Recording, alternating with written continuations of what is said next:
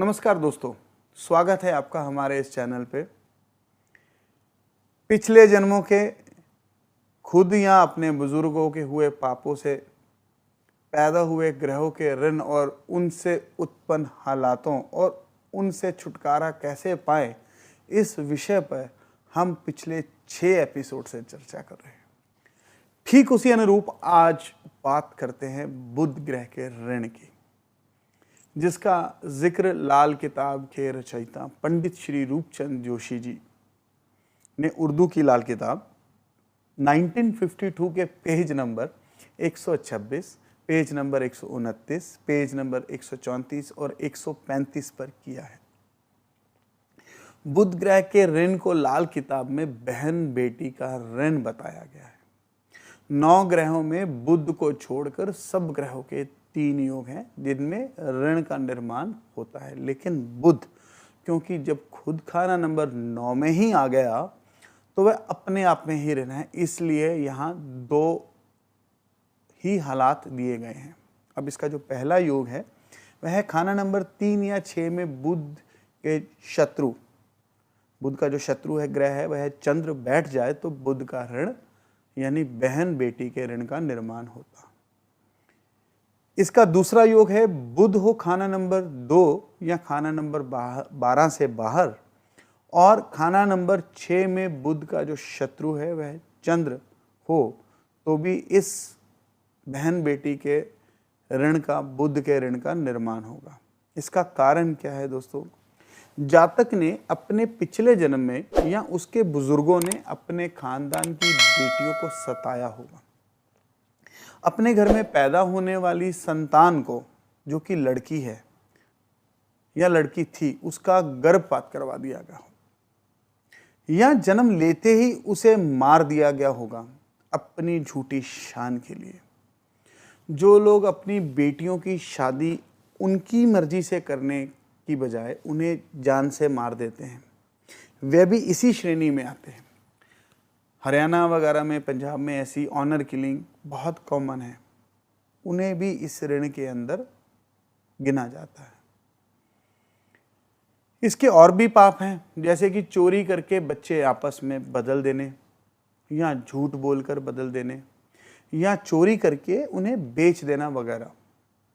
इस पाप की दूसरी निशानी ये भी है कि जातक जुबानी तौर पर दूसरों को धोखा देता होगा, बात बात पर कोई ना कोई वादा करके मुकर जाता होगा, अपने दिए हुए वचन नहीं निभाता होगा, किसी को गलत कमिटमेंट करने का अक्सर आदी होगा, झूठ बोलकर दूसरों को अपनी बातों में फंसाकर लूट लेना, ये सब इस बुध के ऋण की श्रेणी में ही आता है दोस्तों। क्योंकि बुध सिर्फ बहन बेटी के ही नहीं बल्कि भुआ मासी का रिश्ता और उनके हालात भी बताता है। बुध जुबान का मालिक है, उसका कारक ग्रह भी है, इसलिए जो जातक अपनी जुबान का गलत उपयोग करता है वह भी इसी ऋण का भागीदार बनेगा। क्या निशानी है? नाक और दांत में दिक्कतें आनी शुरू हो जाती है 34 या 35 के आसपास, या परिवार के नाक या दांत के ऑपरेशन, यहाँ तक कि मुंह का कैंसर आदि तक होता देखा गया है। आजकल जो फंगस है नाक आँख में हो रही है वो भी इसी श्रेणी में है। ब्लैक फंगस, ब्लू फंगस, जितनी भी तरह की फंगस दिख रही है। कभी कभी अच्छी बुरी गंध यानी दुर्गंध या खुशबू का एहसास खत्म हो जाता है। जातक की काम शक्ति, उसकी मिलन की शक्ति कम हो जाती है, उसमें नपुंसकता आ जाती है। उस परिवार को पीढ़ियों तक लड़कियों का सुख नहीं मिलता, या लड़कियां, उसका उल्टा भी है, लड़कियां पैदा ही नहीं होती और अगर होती हैं तो बदचलन पैदा होती है, जिसके कारण पूरे परिवार को बदनामी झेलनी पड़ती है। पूरे परिवार पे कलंक लग जाता है और वो बच्चियां कलंक लगाने का काम करती हैं। परिवार की लड़कियां जल्दी विधवा या डाइवोर्स उनका जल्दी हो जाता है, यानी कि किसी भी वजह से लड़कियों की वजह से परेशानी आती है। यानी कि बुजुर्गों के किए हुए पापों का फल आने वाली संतानों को भोगना पड़ता ही है। ये पाप बुजुर्गों ने किए हों या हमने अपने पिछले जन्म में किए हों। ये सब जातक की बहन, भुआ, लड़की आदि पे उनके हालातों पे जाहिर हो जाता है। बुध ग्रह को बुद्धि का कारक भी माना जाता है। इस ऋण के फल स्वरूप जातक की मलिन बुद्धि की शरारतों की वजह से दूसरों से दुश्मनी पैदा हो जाती है। उसके झूठ बोलने के कारण या उसकी झूठी कस्में खाने के कारण या गलत वायदे करने के कारण या शराबी कराबी जो जुबान का चस्का है, ये सब चीज़ों की वजह से वे जातक अपना घर बर्बादी की तरफ ले जाता है और अपनी चालाकी से दूसरों से ठगी मारने की एक नाकाम, एक असफल कोशिश करता है, जिसका असर पूरे परिवार पर या पूरे परिवार की बर्बादी का बहाना हो जाता है। लाल किताब में क्या लिखा है इसके बारे में मैं पढ़कर सुनाता हूं और आपको स्क्रीन पर दिखाता हूं ताकि आप भी इसे अपनी समझ अनुसार जान सकें। लड़की पैदा हुई, बहन का साथी भाई भी आ पहुंचा। दोनों मिलकर बैठने लगे। हाँ हाँ, हूँ, तू ता होने लगी। दांतों की चक्की चलते चलते ही आवाज निकली, कोई लटक गया, कपड़ा आ फंसा। चक्की को हल्का करो, किसी समझदार को आवाज दो, करंट ऑफ करे। बिजली की ताकत को हटाओ, जल्दी करो, वह पिस्ता चला जा रहा है। चक्की की ताकत घटाने पर और भी उल्टी तेज हुई जा रही है। अकल मारी गई, दाएं की जगह हाथ बाएं पर लग गया।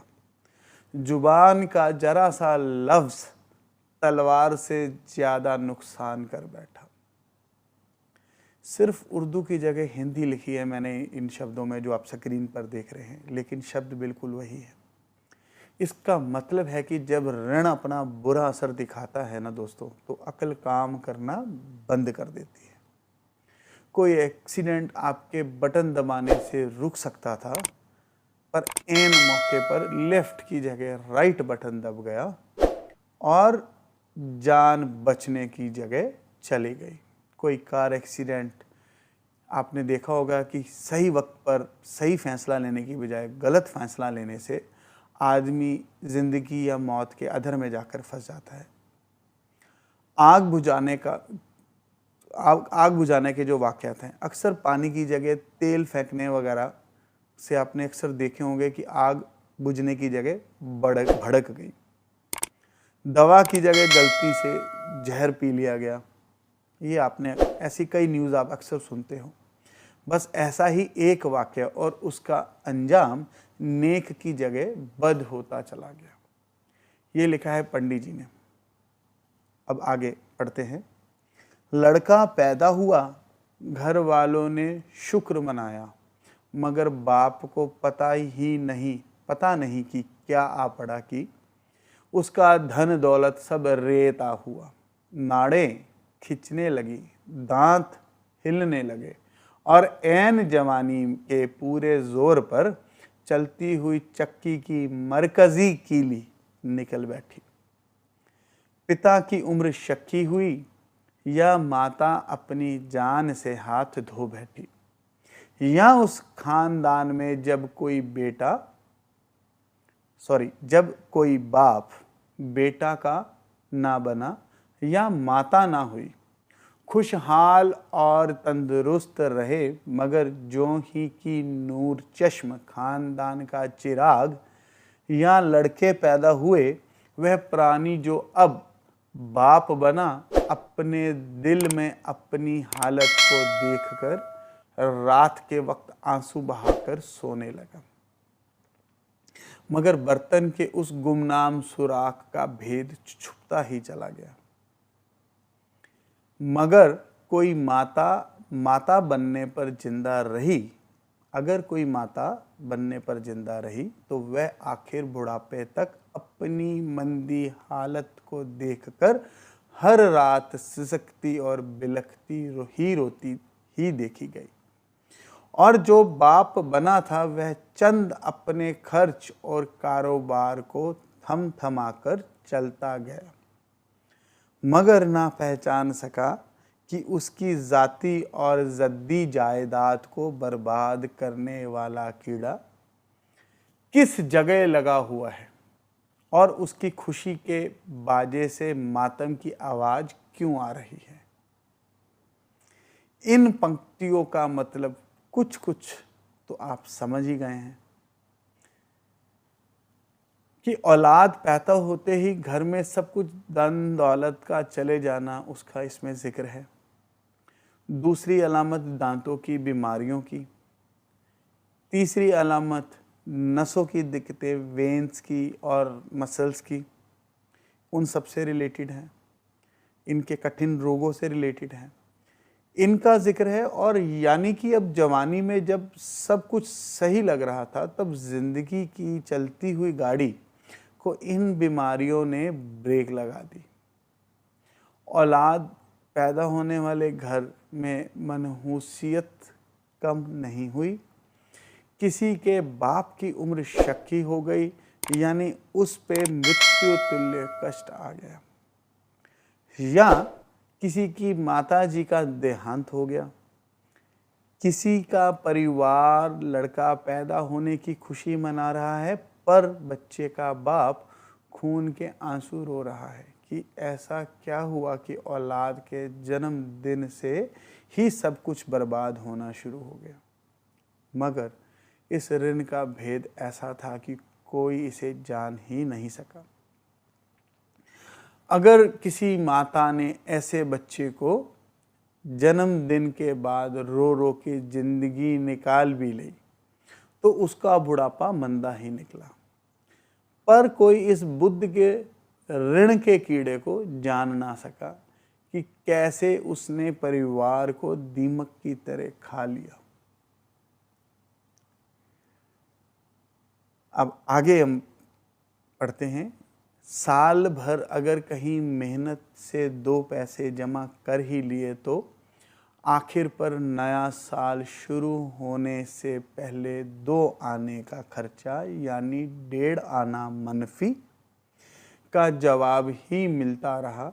मगर बचत सिर्फ यही रही कि अगर रुपए ने हार दी तो जानों ने साथ नहीं छोड़ा, लेकिन उस नमक हराम लौंडी, इसको बुद्ध बोला है पंडित जी ने कई खानदानों को ऐसा तबाह करके छोड़ा कि उनके नाम लेवा तो एक तरफ रहे, बल्कि अपने शरीक भाईचारा, आमदन के मददगार, खानदानी पालने वाले बुजुर्ग, माता खानदान के रिश्तेदार या आइंदा आने वाले मासूम बच्चे दोनों हाथों से सर पीटते, बल्कि कई दफ़ा तो ये सब के सब मेहरबान गुमनाम गड्ढों में गिरकर दम के दम में ख़त्म होते देखे गए।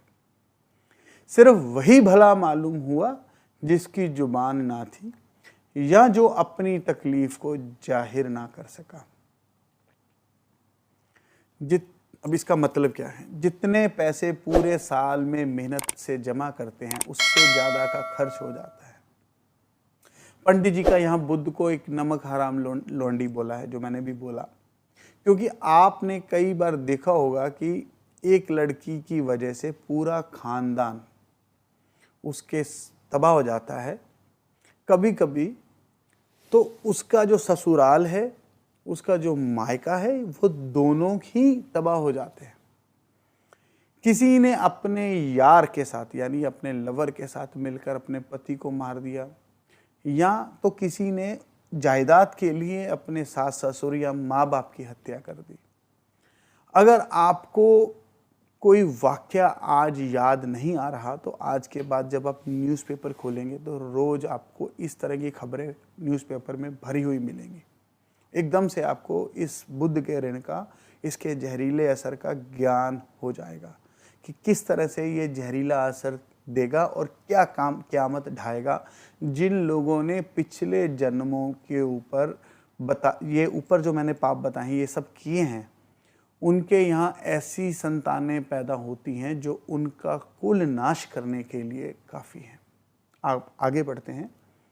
जहाँ कुछ भी ना था उस कोड़ी का फंदा मौजूद था, यानी बुद्ध का फंदा था, मगर उस फंदा लगाने वाले शिकारी का साया किसी को मालूम ना था।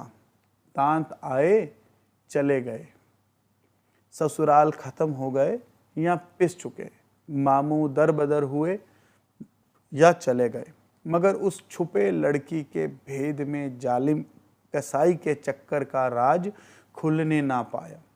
उम्र 34 से 48 हुई, बोलना सीखने के वक्त से दांत निकल जाने तक तमाम जिस्म की नाड़ों ने कोशिश करके देखा भेद क्या है, तो यही मालूम हुआ कि हजारों भटकते हैं, लाखों दाना करोड़ों सयाने, जो खूब करके देखा आखिर खुदा की बातें खुदा ही जाने।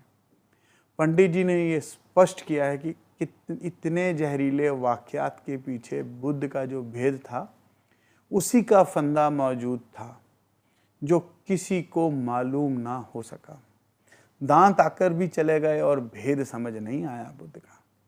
ससुराल उजड़ गया, मामू खानदान बर्बाद हो गया, पर कोई नहीं समझ पाया कि हमें जिस कसाई ने बर्बाद किया वह कोई दूसरा नहीं बल्कि हमारे बुजुर्गों के और अपने ही पिछले जन्मों के पाप हैं। अब इसका उपाय क्या है? पूरे परिवार से यानी पूरे खानदान के प्रत्येक सदस्य से एक एक पीली कौड़ी लेकर उसे एक जगह इकट्ठा करके पूरी तरह से जलाकर उसकी राख को दरिया में बहा देना। पीली कौड़ी बुद्ध की आशा है, बुद्ध का और उसका कारक भी है, जिसे जलाकर इसे कमजोर करके बुद्ध के मंदे असर को, उसके जहरीले असर को कम किया गया है या दूर किया गया है। यही इस उपाय का मुख्य उद्देश्य भी है दोस्तों। पर याद रहे कि ये उपाय 43 डेज नहीं करने बल्कि 43 हफ्ते करने हैं और बिना सलाह के, बिना किसी अच्छे ज्योतिष परामर्श के बिना ऐसे उपाय नहीं करने चाहिए। जो बताया जा रहा है इसके अलावा भी इन चीज़ों का बहुत और भी ऐसी चीज़ें हैं जो शायद पूरी तरह से हम वीडियो में नहीं दिखा पाएंगे, इसलिए बिना सलाह के ये उपाय नहीं करने और किसी एक कुंडली को देखकर किसी तरह का वहम मत पैदा कीजिए। जल्दी ही हम मिलेंगे अगली वीडियो में नए ऋण के साथ। हमारे साथ बने रहिए, तब तक आपका शुक्रिया, धन्यवाद।